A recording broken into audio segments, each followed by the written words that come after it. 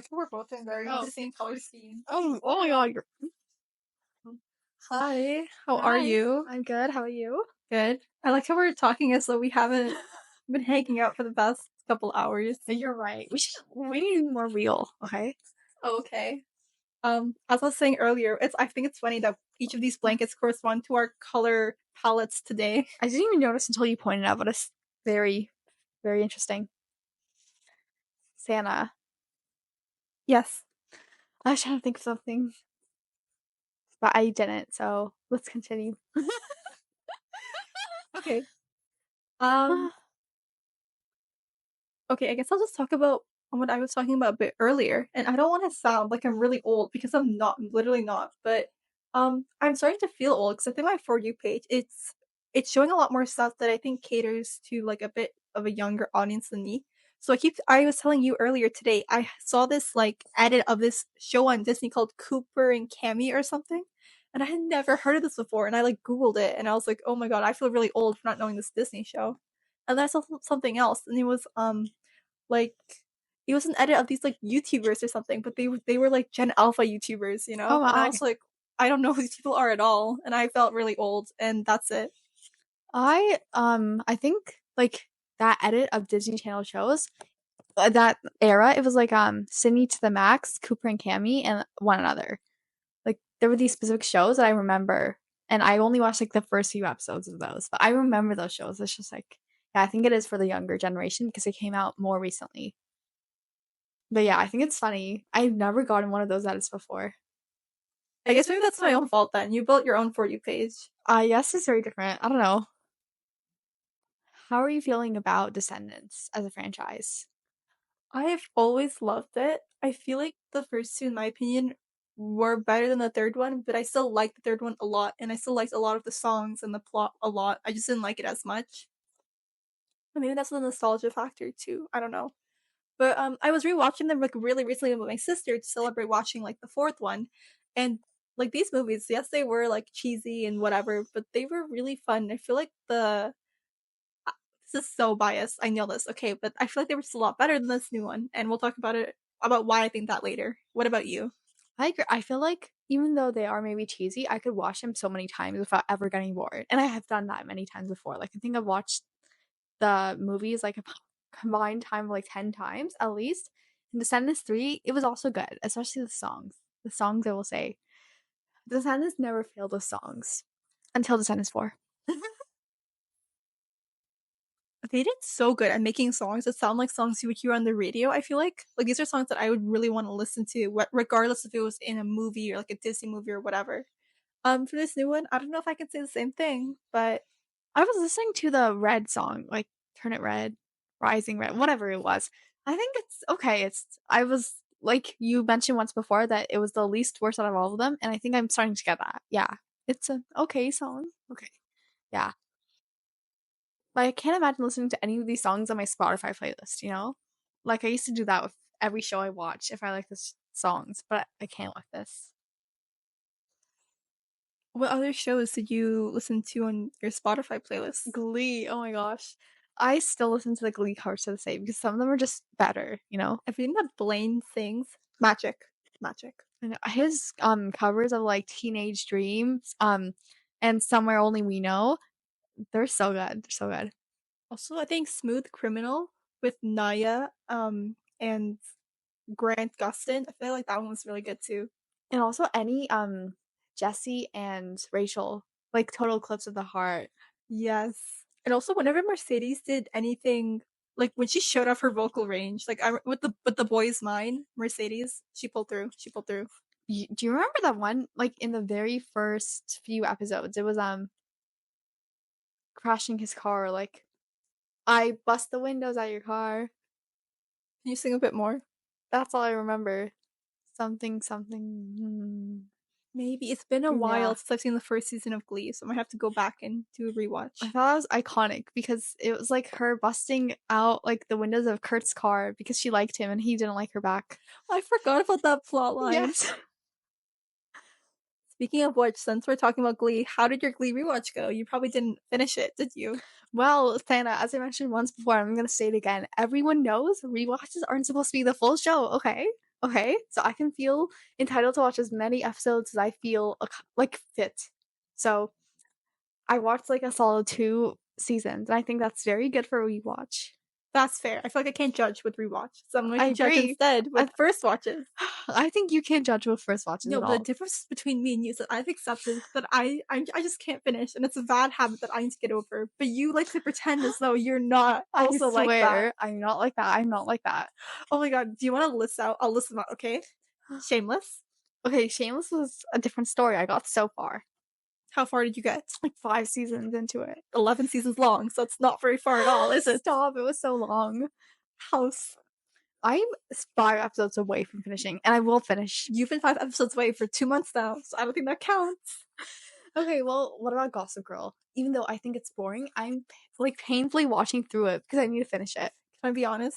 I don't think you're gonna finish it. I think you're I gonna w- get to it's like 6 seasons, okay? I'm on the 5th season. I'm like almost done. I think after the fifth season ends, you're just gonna get so bored of it, and you're gonna move on because you're already watching My Lady Jane, right? I think you I finished it. finished it. Yeah. You're gonna See, I find finished it. Did it's you? 1 season long. Did you? No, I Can you didn't. say the same? No, I didn't because I admit it.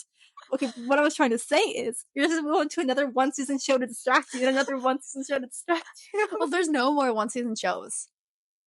So, like, I found all the good ones, I think. So I'm just gonna I'm watching Gossip Girl because I have nothing else to watch. Okay. Okay, onto the list. One Tree Hill. One Tree Hill, that's like continuously, okay? I'll watch a few episodes on some days. It's just like I need a break sometimes. Parmida, when was the last time you watched an episode of One Tree Hill? Like last week, okay? But I Really? just need to take continuous breaks or else I can't watch all in one sitting. Okay, that's fair. I think I sometimes guess. I need to do that with books too. Like I need a day book and a night book. And like need to rotate between so I can like I don't know, I think it's my attention span. I I agree with me. I feel like I need to get out of my reading slump. Like I just don't know what it is. So I'm not really reading much these days. I think I need to figure out what will get me back in. I read a really good book, so you should read that as well. What book was it? I told you about it before. It was called In Memoriam, and I finished it recently. How was it? It wasn't that like sad of an ending, so I was kind of happy. Oh, but it was a really nice love story.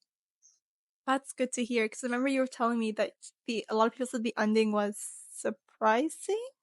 Did I? I don't know, something it was sad or surprising or something about the ending. Oh, So there I'm was something in happy. the middle that Oh, happened, okay. and then yeah, but it's a really good book. And in fact, I think since the New York Times list of like best books came out recently, we should like do an episode on that soon because yeah, I guess we can see how our opinions of books differ.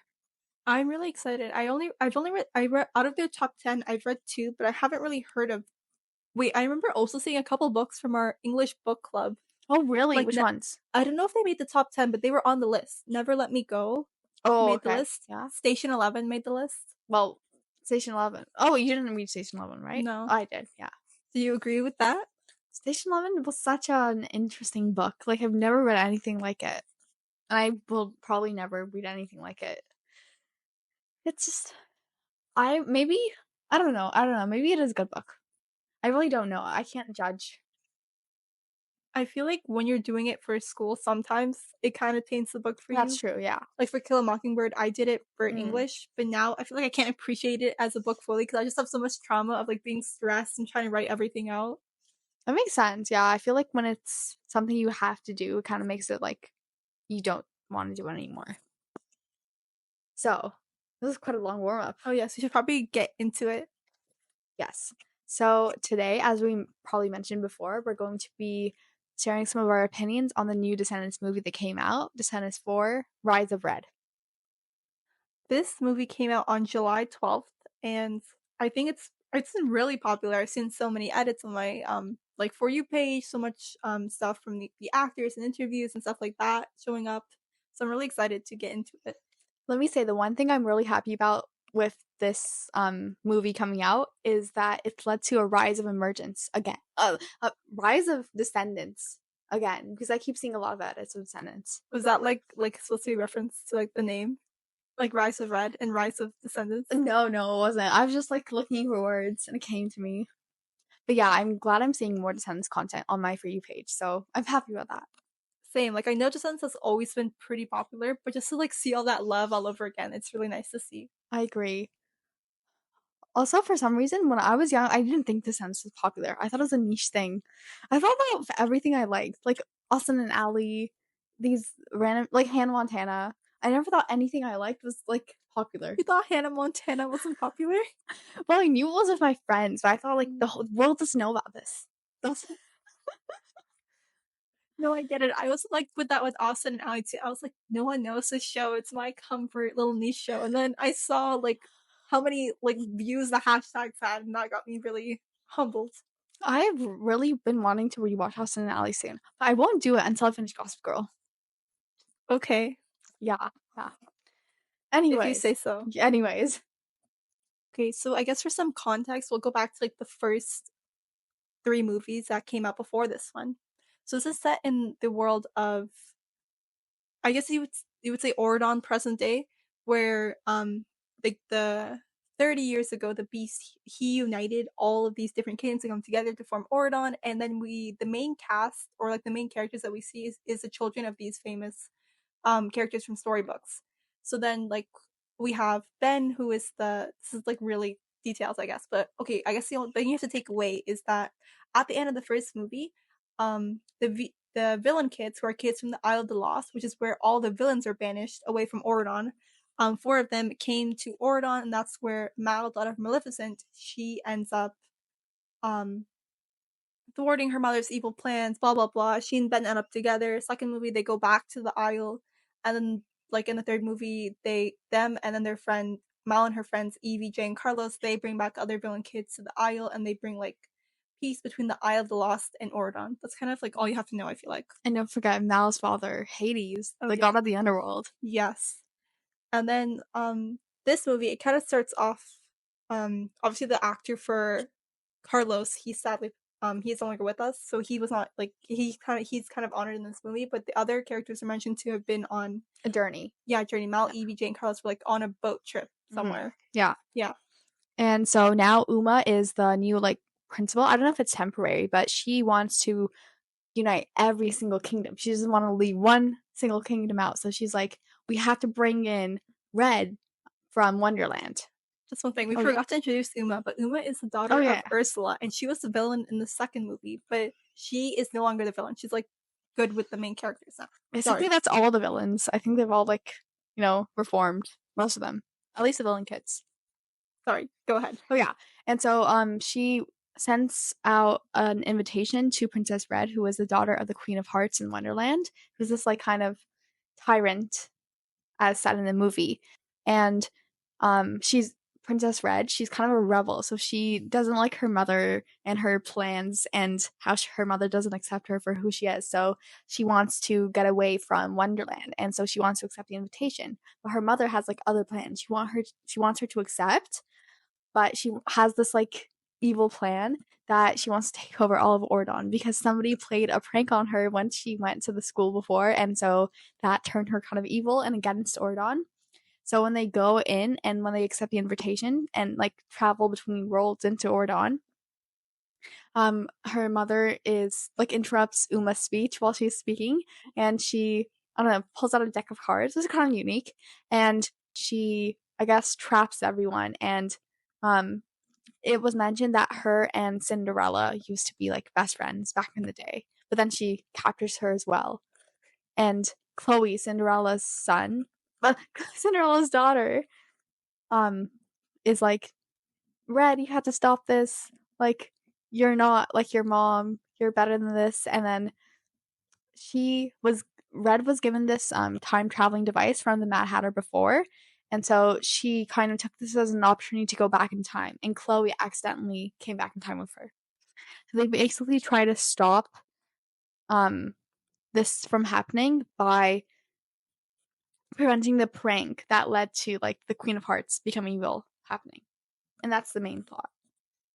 I had this little gripe, but I was kind of like very I find it really funny that Uma was like we have to unite all the kingdoms, blah blah blah blah. And Fairy Godmother doesn't even mention like, hey, the Queen of the Queen of Hearts is like really powerful. She has a lot of strong magic. Are we just gonna invite her to the isle without like talking to her, without being like, oh hey, because we've had experience in the past, right? Where like Maleficent came and she like did all that. So I feel like the fairy godmother, she should have had the foresight to be like, "Hey, Uma, we need to make sure that that the Queen of Hearts is not out here like doing anything, right?" Because I feel like after they just invited her and then she came and then she like did her evil thing. I feel like that was so straightforward. Like, how did they not see this coming? To be fair for a fairy godmother, she was like, "Oh, but the Queen of Hearts is malicious and evil. Like, I don't think we should." So at the Yeah. beginning, yeah, but Will was just like, "No, we want to make a change, so we need to start right now." And yeah, I don't think there was anything to stop her.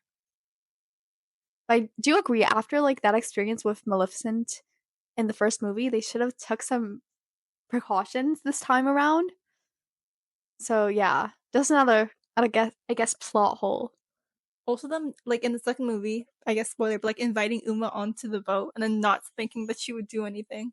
Yeah, they're just like very good, very kind-hearted, very open-minded. Very pure. Yes. So now that we're like done with the whole plot summary, we can start getting into our thoughts about the movie. Can we just quickly do like a little bit more into what happens as they try to go in the past? Yeah, yeah. Because they go on like a lot of, I guess I would say, hijinks. Like they learn that the prank is going to be caused by Uliana, who is Ursula's sister, which I have thoughts about as well. But yeah, and then what they end up doing is that they learn that she's going to use this magical cookbook that is in the Professor Merlin, who was like the head of the school at the time, Merlin Academy. And so like there's a lot of like hijinks in between their mothers. They learn we're best friends at the time, and then well, they both learn new things they didn't know about their mother's past and blah blah blah blah. And then they end up thwarting the plan by freezing the VKs, and they end up working together. And then Hmm. they overcome their differences, come back to the future. Everyone is happy. Everything is great. That's the end. That's how basic it is. Like you can say it in like one long breath and you're like done the plot. But yeah, that is all of Descendants 4. That's so funny. It was like 2 minutes of us talking. It's like that's the entire movie, like you just said. Yeah. I mean, obviously there's like a few more details inside it and a few very bad songs, but that's it. Since you brought up songs, do you want to just go into it and start off with the Yeah. soundtrack for the film? I know I remember us talking about this earlier as well. Yes. So the soundtrack of the film. Let me like start off by saying it all sounded like a variety of the same song. If you showed me the songs right now, I would probably not be able to tell you what the difference is, apart from like hearing the lyric, like looking at the lyrics themselves. But all I hear is like these beats playing in like a like rap kind of thing because they tried to do this kind of rap battles between the characters. Like it reminded me of It's Going Down, but in a really bad way. What do you think? I feel like they were trying to beat Disney Hamilton, but it didn't really work out in their favor because A, they're not Lin Manuel Miranda, and B, I feel like the like the lyrically, I guess I feel like if you're going to be Hamilton, you need to pull out all the stops. These were like really basic lyrics, which is not like a bad thing. Like Descendants also had like the previous movies also had like I think like pretty basic lyrics, but at least the production was interesting and unique for each song. But with this one, all the songs have very similar production, and they're the same type of song. Like you don't have any ballads, you don't that I that I can think of. Maybe Red and Chloe? Do they? I don't know. I don't know, or like a solo song. Ugh, like if only. Yeah. Like we don't really get anything like with like piano. It's just like the same sounds over and over. And I remember you mentioning like reverb being in a lot of songs. Yeah, noticed it with the first song, the Red song, and it had this kind of like echoey feeling, and I really didn't like that because they kept using it to the point where I was like, I notice it. Usually I don't in a song and it's fine, but like every single song they were using that. I will give that song its credit though. I think the chorus is really catchy. Okay, fine. Yeah. Like it's been stuck in my head. Like red, red, red. Like I feel Red, like that. red, red. Yeah, Yeah. yeah. The other songs I can't even name them, but this one it does have a good tune to True. it in my opinion. But I remember that like too sweet. Life is sweet. Life is sweeter when you are I know the Jasmine and Aladdin close to part. Aladdin. I saw a lot of people say it looks like a toy ad for like Jasmine and Aladdin, and I really see That's so that. I accurate. really see that. Like those dolls you get where they sing? It would be that. Like Jasmine Aladdin of hair.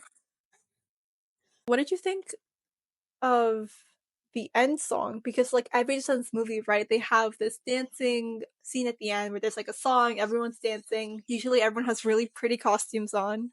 I'm gonna be so honest. I don't know what the end song is. What do you know what it's titled? It was something about like I don't even know. I don't remember the name, but I remember its like main theme was like we need to open our hearts to each other and like be Uh kind or something. Another this reminds me, another thing about these songs is they all have the same message. It's like very, very simplifying it down to like, oh, I'm so bad. I make the bad decisions all the time. I'm so evil. And then the other side is like, oh, open up your mind, blah, blah, blah, you'll see. And then we can all be together. Together, we're a whole. Like, that was what I was getting from the whole soundtrack. It's just variations of the same thing, the same message, the same sound. It was all the same. There was no creativity that I was seeing in any of these songs. I feel like this movie is like I don't know if Disney is smart enough for this. I feel like this movie is like building up to another movie. Like I feel like this is all like context for something else to come that I feel like will hopefully be better. But I don't know that, and I don't know if I'm rooting too much into it. I don't know if Disney really has the ability to like make a more complex movie than this. I'm really seriously doubting their ability, especially now that Kenny Ortega isn't directing it anymore. You can tell he didn't direct it. Oh, imagine what it would have been like if Lin Manuel Miranda did it. It would be like so good. I agree, but I also like I can't imagine like Well, he did Moana, he did. Oh, he did do Moana. so he can definitely do Disney. You know, I feel like if Lynn and Kenny work together, dream team, dream I team. agree. Also, like, this kind of goes into the songs, but the choreography in the first few movies, it was like interesting, you know, and I was like hyped up from it. But this, I don't know. Maybe their like costuming took away from me noticing it.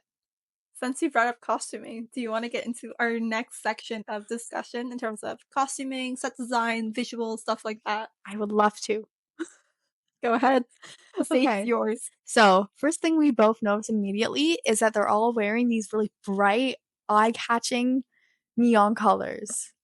Like Chloe, the daughter of Cinderella, is wearing this really, really bright shade of blue. It's like a bedazzled jacket, I'm pretty sure. Yeah, she has a bedazzled jacket and these bedazzled boots that were supposed to be like the glass slippers because her mom gave them as a present. And then Red, her hair is not bad. I think it's fine. But then her costuming and design, like, it definitely could have been better. Because I think in the first few movies, I keep comparing it to that, but the villain cast had such nice, unique attires. But now it's like they're all blending together. I think, oh my god, we tried to film like part of this before, so that's why we keep referencing like, oh, you said this before because we did talk about this a bit earlier. Yeah. I remember you saying, I thought this was a really good point. But do you remember when you were saying like the difference between the way the people from the Isle of the Lost dress and the way the Oridon kids dress? But then in the third movie, they all kind of come together, right? So those Yeah. styles kind of mix. I thought that was a really good point. Yeah, I think to an extent, I think it could have been done a lot better. Like you can find a really beautiful mix and blend between those. If Evie was like making the dresses, she could definitely do that, you know? I loved all her dresses. But then in this movie, you get all like the Ordon kids wearing these bright colored wigs and then um like their outfits are trying to be like edgy in some kind of way and it's just not working out for them. Did everyone in the future they were all wearing like at least for these two girls, right? They were wearing like leather, like head to toe leather. And I know in the original Descendants, the VKs do that too. But like Cinderella's not a VK. Why is she wearing like an entire leather jacket? Don't you know it's because they're like all a union now. It's villain kids and Ordon kids together. But there's no ord on it. It's literally just leather and then like sparkles. Yeah, I agree. I wish they had like a fashionable character here.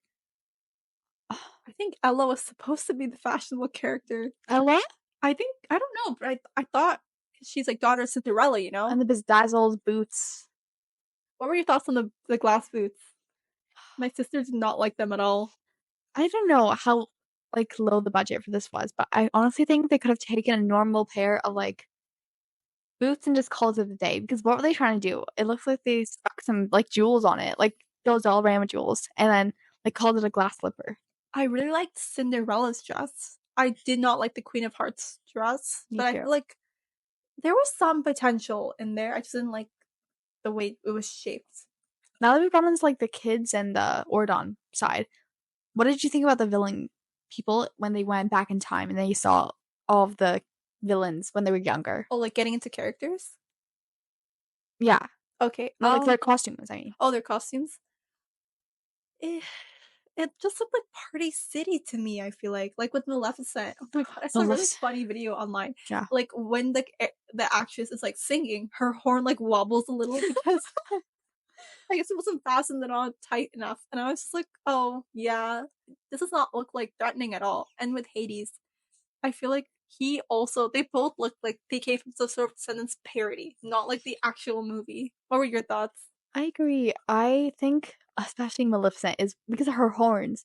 They were the one part that just like really frustrated me because in the original movie it was so real. Like you I feel like I could touch it and I was like, I can't pull this off. At the very least, it looked good, even if it didn't look the most realistic ever at times. Yeah. It looked really good all together too, and her staff, everything was good. And then mixed in with all the bright colors they were using and like the weird funky outfits we got. It was just not a good blend. I hope this makes sense, but I feel like they gave each character a color, like a distinct color, and they couldn't wear anything else. Like I feel like in the early, I'm doing the same thing you're doing when you said you were comparing, but I feel like in the early Descendants movie they had a color palette and there was like lots of stuff in it. But this one I feel like they just get one color and you have to do the most you can with that one color in like a few shades of it. I feel like that's just unrealistic because okay, if you're supposed to be blending in Ordon with Villain Kid's style, then it should be at least a merge of colors, you know? Because you can't just like stay to one color and expect that to be expect that to happen for the rest of the movie. Also, they stayed in the very same outfits like the whole movie. I guess that makes sense because they time traveled without any other clothes. But then I noticed that they wore other outfits.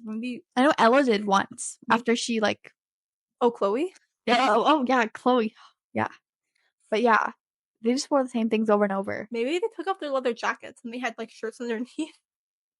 Oh, maybe this should be titled like comparison of Descendants 4 to other movies, but in the previous movies, okay, I love seeing the new variations of dresses we got because like seeing the villain kids try to blend into Ordon and then like finding their own unique style within that. Okay. What do you think about Uma's costume? Because we didn't really get to talk about her costume, I think. Oh, Uma, like in the first 5 minutes where she was featured. Yeah, and her like 2 seconds of screen time. Okay, Uma, I would say it's fine because like it matched what she had before, you know? So I wouldn't really notice a difference. Yeah. Uma was the best part of this movie, honestly. I wish she had more screen time because I loved seeing her in it. Yeah. I think China made a video like a TikTok though and she was like, "Oh, I'm just like sending off the new characters. It's not about like Uma anymore, you know, like I'd rather have an Uma spin-off than these new characters, I but know, right?" Anyways, yeah. Her costume was fine, I think. I agree. I thought it was cute, and I like that they didn't make her wear neon colors. I agree. They stuck to the same. They should just do that. Stick to the same things, you know. And also, since we're like kind of on costumes already, we can dive a bit deeper into the visuals of the movie, like the sets and I guess visually aesthetics. I liked that they made Merlin Academy when they traveled back in time. I liked how they made it very it's not I don't this like they made it very I guess you could just tell that this was very much like I think they were going for like early 2000s, 90, like late 90s. I think it was that kind of era they were going for Mm, in terms of like coloring and design for a lot of structures. And I mm. liked that. And I thought like this really cute thing like for Castle Coming, which is like the place where the prank is supposed to occur. The sign for it has like a little like moving castle like rotation machine or something. I thought that was really cute. Well, that's a good detail to point out. I also think like Descendants has never failed in terms of sets. I've always believed it was like very realistic looking, and most of it was like shot in like Vancouver, right? So it's probably all most real sets. So I think for this one as well, like I didn't notice anything off. Like the sets was a good part of the movie. I'm gonna give it that. Yeah, and I also think I wish we had gotten like a little scene with like I wanted an if only scene, you know, like with that little secluded lake. I wanted something like that because that was so enchanting and charming, and I really thought Descendants was like magical for having that scene included. Yeah. But we didn't Um, get that in this movie. I think this movie is very. It's more focused on like like the brightness and the overloading of like those visuals instead of like the feeling they bring. So you don't get magic, but you do get lots of bright colors. So I think that's a pretty even trade. Okay. Whatever you say, Santa. I was also going to say, forgot. Oh yeah, I was gonna say I loved Bridget's character design. I thought her Me dresses were too. really cute. Like Yes, she was. Bridget is like the young Queen of Hearts, Yeah. in case we didn't mention it. And Ella also, I feel like I loved her hair and I loved her out and I feel like her Her outfit. rags. No, I didn't love it. Oh my god! But I think it did like show like the class divides between her and Okay. Bridget, but them still being friends. You need to let me finish my sentence. Why was she wearing like blue rags though? I've never like seen that before. I wish they'd done it more realistically. I know it's probably part of the You Descendants wanted charm. her to have like a torn sleeve? Well, like realistically, you know? This is Descendants. This is not realistically. Okay, I know, but they could have done a better job with her rags. That's all I'm saying. That's all I'm saying. Like, why does it have to be blue and like? Well, did you want her to wear like dirty brown rags? Well, it adds to the realistic feeling, you know? Because I just thought they'd like try to like I don't know make it look more edgier and ripped, even though it wasn't. They were doing something that it was just taking away from what it was supposed to be. I feel like adding on to the color palette thing, why did everyone just need to have a matching hair color? Like Cinderella, both Cinderella and Ella have blue hair, but Cinderella, why does Cinderella need to have blue hair? Why can't she just have like a normal hair color? Well, to be fair, in the first Descendants movie, like Evie had blue hair, her color palette was blue. Mal had purple, her. Oh, that's true, I guess. So But I then, think it is the Descendants charm. oh, that's true, yeah. Wait, but Jay's color palette, Well, he was just like he had black hair and he wore a lot of black leather. he So did? yeah, Oh, I thought his color palette was like red and red too. Yeah, I like that they mix it up. So, but this is just all of this one single color. You can't move out. Like it's a rule. You're supposed to live by that. like Divergent. Oh my god, you're right. Like you're trapped in a box, and then if you select any other colors, then you're Back to this. excluded by exile. Isn't the Queen of Hearts? She had red and black, so she was excluded out of. Oh my god. Yeah, we We figured found it the out, one character who like deviated from the norms. and now she's gone. Where did she go? Wow. There should be a conspiracy theory about this, like the color theory behind Descendants. I think Uliana. What did you think about her costume? I think it was very eccentric, you know, like it was giving very um sea fish. I don't know. Like I think I thought the same as Uma's, I guess, except more low budget. That's what I think about like most of these.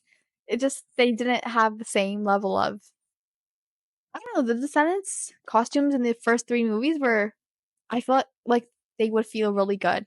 They had a good texture, but this felt like cheap fabric. What about you? I'm gonna be honest. I did not notice the fabric. That was a really good catch you made, but I agree. I feel like it looked a lot more authentic. And then with this one, it looks very much like you just bought it from. You just Yeah. got it made at a workshop 5 seconds ago, and you're putting it Yeah. on. Yeah. So I guess that's what it is. I don't really have anything else to say on costumes or like visuals. Do you? No, I don't think so. I think that was quite a long time for visuals, actually. Yeah. I agree. I feel like we should move on to the most.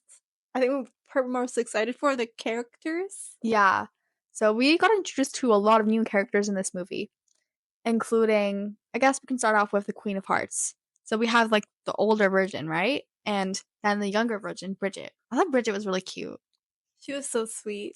Yeah. I also kind of liked her color palette. Like, she had the pink hair. I kind of liked her pink hair. And I liked how her hair wasn't the same color as her clothes. I liked, and I feel like her clothes are really cute and matched her Yeah, it energy. was like preppy. It was a nice style. I liked her costumes. Yeah. And I liked her room too. Me too. Me too. It was really nice. And I liked that she had like this whole hobby, like baking and yeah, it was nice. It was nice. I liked Ella too in that, and young Ella had this I guess it's like not resentment, but she just didn't really appreciate how stuck up royalty could be at times. So I kind of like that. I feel like they haven't really done that with Cinderella in many like Cinderella adaptations or whatever. And I really like that they did that. That was a unique way to look at it. Maybe we should get more Cinderella. Like, No, we have a whole episode that might come out before or after this that we say no to. No, no, no. oh, should we add this like version of Cinderella? Oh, yeah, I guess that was a new take on Cinderella. However, I think this reminded me of the costumes. Like they had one single personality, and they couldn't deviate from that. Mm. Her whole personality was like, "I hate royalty," and then we didn't even get to see her with Prince Charming. Speaking of which, I love that they casted the Brandy and the prince from the 1997 Friend Cinderella. I thought that was so cute, and I love that they had their I own little agree. moment. I wish the prince was in it longer. I wish he was there to see her like Cinderella get kidnapped and maybe try and save her or something. But yeah, I wish you got to see Castle Coming, where we could have seen everything play out. yeah, we didn't get to see the part where they met and they fell in love. So Well, they had one single interaction, I think. He was on the skateboard and he's like, "Hi, ladies." Or like, "Hi, yeah." I also felt really bad. Well, I guess Chad is not like necessarily a great person, but there's this one scene when they're about to go to school for Chloe, and the prince is like, "Oh wait, no, Cinderella is like, oh, but my prince, can't you come with us?" And he's like, "No, I'm sorry, I need to go see Chad." She's like, "Oh, but you can go see Chad another time at college." And he's like, "No, he really wants me to play lacrosse with him." He's like, "Okay, fine." And I thought that was really funny, but also really sad for Chad. I think that is very sad for Chad, although he was not a great character in the first few movies. But yeah, maybe it's because he was like in such an unloving family for him. Maybe he was just like always by himself. Is that why he's so attention seeking? Maybe that's should be a psychologist, Anna. We're reading. Oh, thank you. I think we're finding a lot more deeper meanings into these movies than they ever intended us to do. You're right. I think there's a lot of things that are probably just surface level. Okay, I guess moving on to Red and Chloe. Yes, the Red's main name is characters. so like funny to me. Like they could have picked any name and they chose Red. But to be fair, like the evil queen, Evie, Maleficent, Mal, I can't really get mad at That's true. obvious naming. Evie was nice though. Like had a nice ring to it. And I think just the original names were iconic.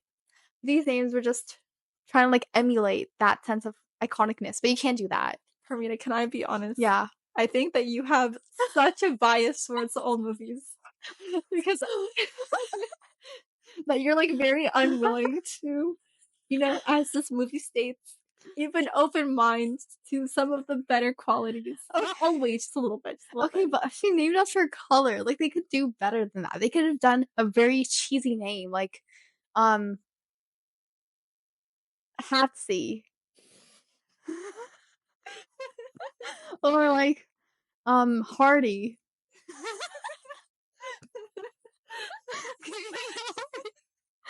Probably not Hardy. Like you get what I'm saying? Like why name her after color? I think Ever After High, which should not have gotten canceled for Descendants, did such a good job by naming. So like Lizzie, I remember her name was Lizzie, daughter of the Queen of Hearts. I think Lizzie fits it really well. And Maddie, daughter of the Mad Hatter. Like I wanted those kind of names, you know? Well, whatever. Maybe I am biased. Maybe I am It's okay, biased. I am too. Like I can't say this observation and not act like I'm not doing the same thing. And Chloe was fine. Like normal name. Oh, Chloe and Chad, like very basic names, I think. I'm not really sure how this relates to Cinderella and Prince Charming because everyone else, I think for the most part, they have names like relating to their parents, like whatever, you know. Maybe it's because like Prince Charming, very generic, okay? And then Ella is also a generic name. So their whole Oh. family has generic names, but everyone else has like a theme, I guess, going on to their family. And their theme is just genericness. Yeah, that's probably it. But yeah, I think in terms of Red starting off, she starts off like as this rebel who is sneaking out of her like castle to for like to be a I don't know what she's trying to be. A rebellious graffiti artist. I think so. Yeah. And she's there's a curfew in Wonderland, so that's why she's sneaking out and going against her mother's wishes. But um I think since this is Descendants, I'm gonna be fair. Um they try to like show that she's like, oh, wow, I'm such a rebellious kid, and they stick with that theme throughout the show, where she's like, let's break into the headmaster's office, and then Chloe's like, no, you're such a bad person. I can't believe I didn't see it. I'm gonna go my own way. And then she's like, you're such a goody two shoes. So I think it stays true to Descendants' core themes, where it's like you have a personality, and that's just all you have. I feel like she didn't really get a character arc. Like she just goes from like no, not even actually. She doesn't change the way she thinks or anything. I feel like Chloe, she had a character arc about like realizing I don't know how well this was done, but like, realizing how in order to do good, you have to like not see it so black and white or whatever. You have to get your hands dirty. Exactly. But with Red, she just kind of goes the entire movie the same, except at the end, her mom is just is no longer mean. Yeah, you're right. Nothing really changed for her. She stuck to the same personality. She was a flat character, you could say. Some English literature terminology coming in. So I think it's really funny that this movie is called The Rise of Red. But like Red did not. What? Why is it Rise of Red? Not like. Well, I guess it doesn't sound as good because there's no alliteration. But like the Rise of Chloe makes more sense because she at least had character development. You're right. Like she changed her view on things. Yes. How is Red rising? What did she do? I don't know. Maybe they just wanted to have an edgy name. I think that's it. But yeah, what did you think about Chloe? I thought she was fine. I I like that she had that little arc, but I'm still a bit confused about her arc. Like it's the whole thing like she sees things as black and white, but in order to do good, you have to like not only believe things that are stereotypically good. Is that her arc? Like you have to like That's it, I think. yeah, okay. Yeah, because she simplified things. Like the Descendants directors. Keep it coming. These are so funny. I love them. I also thought it was kind of um I'm sorry, I forgot what I said, so you go ahead. Oh, I wasn't gonna say anything. It's like I think personally, Chloe, I was a bit annoyed with her character at first because that scene where she dropped a vase Oh in yeah. Cinderella's household, and then she gets Ella in trouble, and she's like, "But I said sorry, I apologize," and then she's like, "That doesn't get me ungrounded, does it?" And then she just doesn't understand. Like she doesn't understand how her mom came from such a sad um family home life, and she turned out to be a great person. I feel like that shows that like if she doesn't have that understanding, then um what does that say about her character? Would she be different if she was raised in a different household? Yeah, I was really confused because as you said, she said that line about like, how could this person who has such a distaste for royalty be my mom today? And I was like, what does that mean? Yeah, so I feel like that kind of doesn't encapsulate the message of Cinderella's story because despite all these harsh circumstances given to her, she turned out to be a great person. But I guess that's part of Chloe's plot line because she's like, "Oh, I grew up having such a great life, and then I didn't understand my mom's home life, so I should be more appreciative." And then there was that one line where Ella said, "Oh, if you're getting rewarded, then you didn't really do anything good, did you?" I'm like that's a good point, you know. Like she needs to learn how to go without these kind of luxuries. I don't think Ella was a good parent, like in this movie, because why does her daughter not know anything? She was so surprised that her mother was obviously struggling and like under all this pressure, but did her mother not like tell her? And if not, like I'm a bit surprised, like because she had the distaste for royalty when she was young. Didn't she at least try to make sure that Cinderella was aware?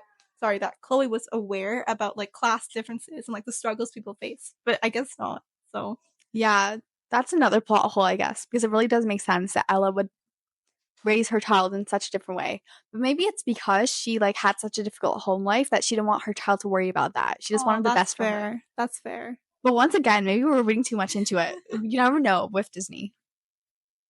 I guess we can go into the main villain of the movie. I guess there's like two, the future Queen of Hearts, but not really, and Uliana. Uliana. Uliana was a funny character. Why didn't they just make her Ursula? I was so confused. I don't know, like where did Ursula go? And yeah, some other villains were also missing. But the VKs were fine. I didn't really have a problem with them. I think they were also flat characters, dimensionless. But that's fine. That's who they're supposed to be. I really wish that instead of Uliana being the head and there was just these random villain kids, they did like the original four's parents, like Jafar, Cruella, um, Maleficent. Maleficent, and Evil Queen, and then Maleficent was the head Mm-hmm. if they weren't going to do Ursula.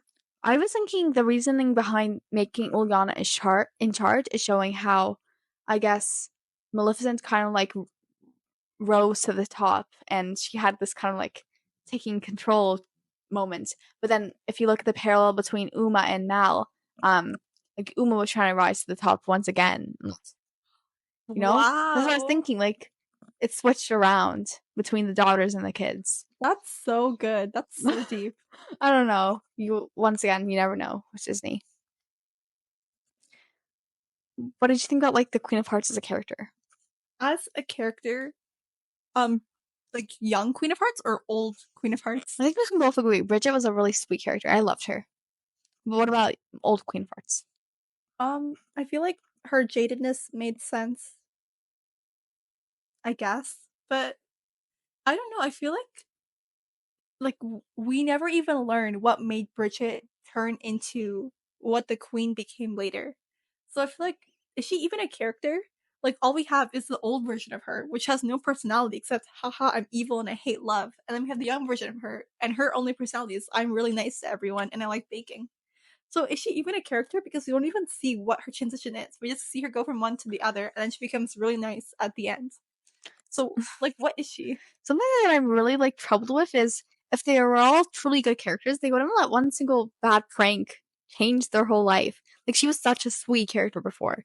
Would one bad prank really like want her to take over the whole like of Ordon? Like that's crazy to me. I guess it would have to be a really, really severe prank.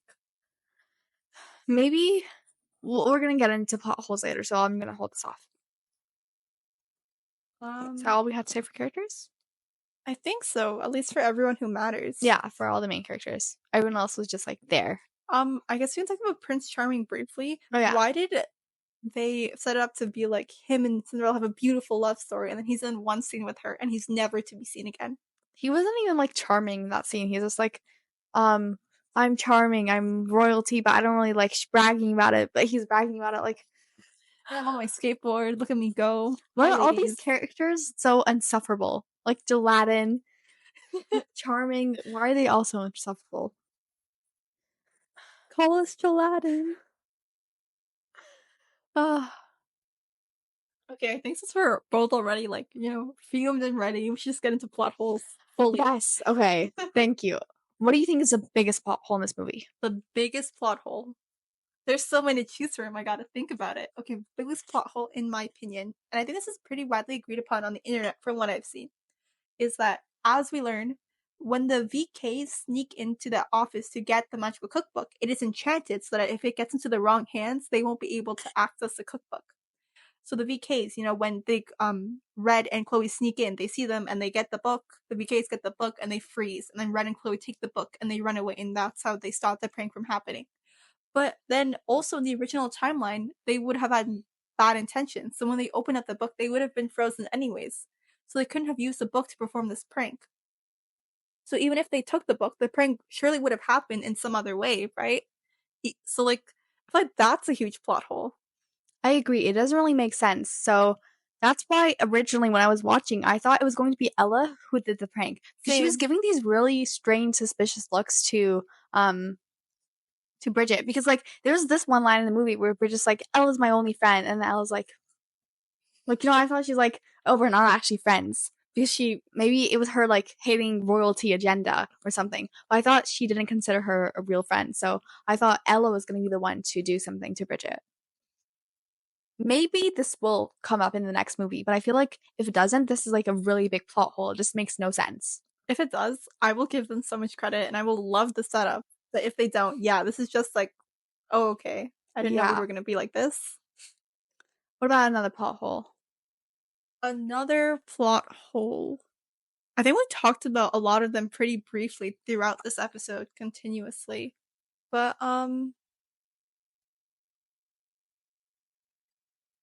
oh yeah, okay. So when the VKs were frozen, okay, I remember that Red was saying like, "Oh, they're going to be like this for a long time or whatever." So if like wait, they can't even go to the castle coming. So if they couldn't go to castle coming, who could have performed the prank? Hmm? Ella, maybe? That's a very good point. It has to be her, right? It literally it does not make sense if it's not her. I know, and oh, those looks she was giving, like, there's no way that was like purely coincidence, right? And do you remember in the beginning when she and the Queen of Hearts are meeting as adults, and the Queen of Hearts is like, "Oh, there are so many people here who will give you fake smiles and then stab you in the back or something like that." I feel like that was a referral to Ella, right? Like being her friend, but then doing that prank on her, or maybe doing something else if she wasn't doing that prank. And she did like target Ella when she was like capturing Mm. Oridon, so she was like specifically targeting Ella. So maybe this isn't a plot hole. Maybe it's just leading up. Yeah, but For then now, it's a plot hole. but why is this entire movie just leading up to another movie? That's not how a movie should be. If it's gonna be like that, make it a show. Like, I don't understand why this entire movie, it felt like they were building up to something that never happens. As a side note, I feel like this could have been a really interesting show if we got to see like Ordon before it was Ordon, like a whole clip of a whole series of those previous old characters, like in that 80s, 90s timeline. I would have liked to see that. I agree. I think my only thing is not really a plot hole, but isn't the whole point of Ordon was that the Beast united all the kingdoms? But then in this Merlin Academy, all these people are still hanging out in high school, right? So how do the stories happen to the same extent? That's true. That's very true. Like how did anything change? Yeah, because they made it seem like in the first ones, like that before the Beast united to make Ordon, there was chaos and the villains were doing all this stuff. But they were all going to school together, so like what was happening? Yeah, do they consider chaos like these really petty pranks? Like that's kind of insane. Yeah. Oh, maybe it's because they were young at this point. They hadn't like gone on to like poison all the people in their fairy tales, or they didn't do their bad actions yet. Oh, that makes sense. Yeah. Kind of.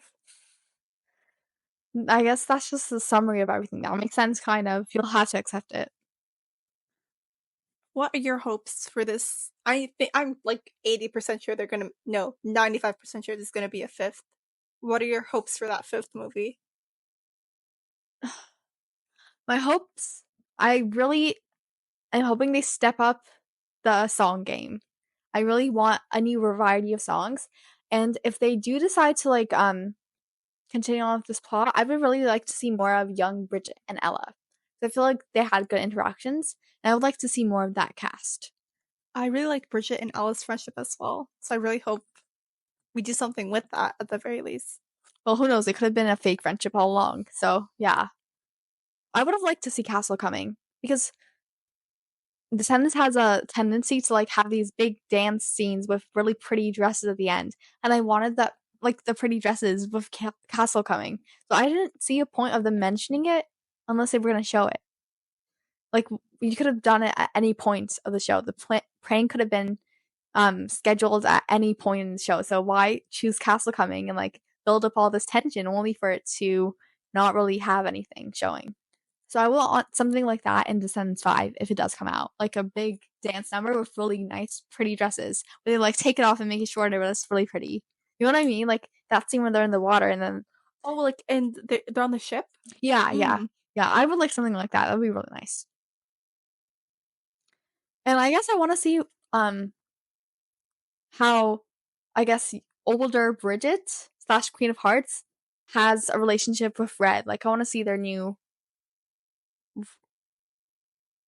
personal development in terms of the relationship. I want to see if they're even friends because they didn't really interact in the last part of the movie, did they? No. So, like, even though the prank did not occur, did something else occur that made them still not be close? I don't know. The movie said at the end, like, messing with time is very Yeah. dangerous. So, like, who knows what will happen because of that? Also, something that's always bothered me in time travel movies. This just kind of goes back to plot holes, but um, like, why do the people who travel back in time still have their memories of traveling back in time if everything's changed? Maybe there's like some complicated physics behind this, but I feel like if all the events have changed, then Red should only have memories of her mom being a good person because the prank never happened, and she would have never become a bad person, and everything like changed. So why does she have the new memory? Like, why does she have her past memories still. That's a really good point. And they wouldn't be the same people, like, at all, like, very different characters, in my opinion. Yeah, exactly. So that's another plot hole. But yeah, I think that's done in most time travel movies. I hope they address this in the next movie, but I feel like it was really, really strange of them that instead of, Red's mom coming to this realization of how important her daughter is to her, or like she learns something or she gets this realization, she just becomes nice because they went back in time and changed it. So nothing like happened for her to become that way. They just did this thing and now she's nice and great. And I don't know, I feel like there has to be more to that. I agree. But I guess in the original, like the villains never really cared for their kids. Well, maybe True. in their own way. I don't know. Do you have anything else to add? You're putting me on the spot here, Santa. Let me think. Let me think. In terms of expectations for the movie? In terms of anything, honestly, about this theme. Oh, that's um. Oh, I feel like this goes back to me wanting more of the previous Merlin Academy, whatever it was. But I would really like to see them like in their classes. I want kind of a Harry Potter kind of thing where we're introduced to the classes like I don't know, sorcery, blah blah blah. And we see that because we kind of had that in Descendants 1, where they showed Mal like, I don't know, doing lessons, then Evie was doing chemistry. And I kind of want the characters to be given more of a personality besides the plot. Like they need to have their own interests. Evie had fashion, Mal had magic, I don't know. And um Bridget had baking, which I liked. She had a distinct personality. But then